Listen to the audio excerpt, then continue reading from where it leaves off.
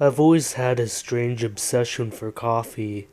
I'm not sure why, but I think it's the warm feeling of the hot liquid going down my throat and into my stomach. I think it's the fact that it warms me to the bone. Moving on now, however. I sat at the table, drinking my cup of coffee. God, I love my job, I thought to myself, with a grin on my face and with a cup of coffee in my right hand. I glanced across the table to my friend.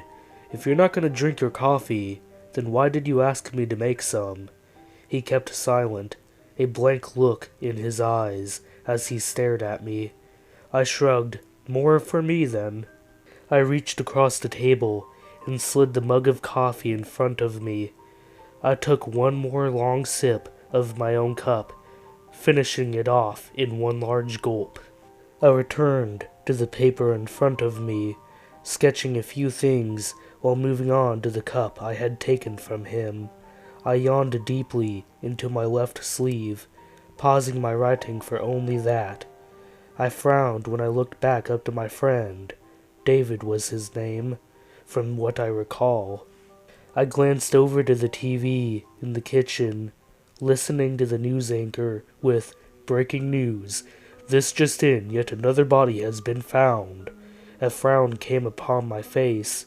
The body was found late last night, floating down the little river. It had multiple lacerations and had the word "fear" with the number 3 replacing the E, carved into its stomach.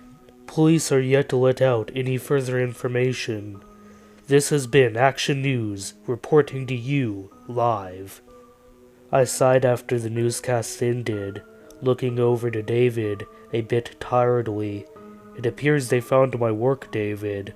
Now it's only a matter of time until they find you.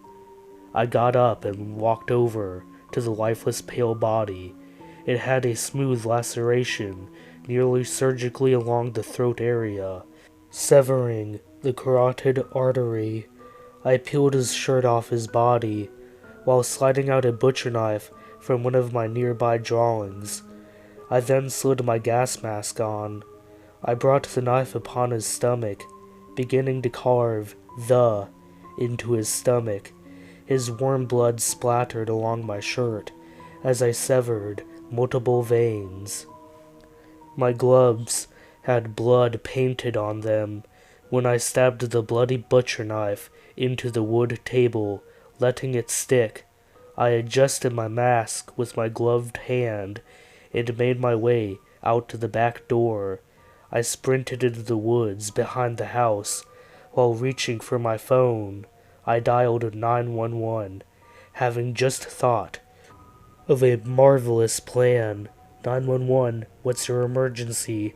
I responded in my tired voice. Yes, I'd like to report a murder. Okay, where is the murder taking place, sir? Well, where would be the fun in that?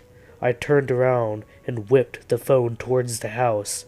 I wasn't far, so it only hit the grass in the backyard when I turned around and ran off through the trees.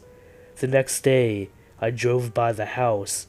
The cops were still there, examining the crime scene further, for who knows what reason. They'd be looking for me now, but that would just add on to the fun of all of this. God, I love my job, I thought to myself as I drove off towards the highway to get out of this place for now.